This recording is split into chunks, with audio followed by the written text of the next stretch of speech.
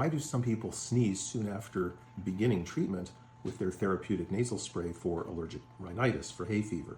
Well, the reason is we have to remember that we are dealing with an allergically inflamed nasal lining to begin with. And one of the properties of an inflamed nasal lining is that the sensory nerves have become highly sensitized to the environment. And so the chemical properties of the therapeutic nasal spray in the early days, before the inflammation comes under good control, can trigger those nerve endings to produce sneeze.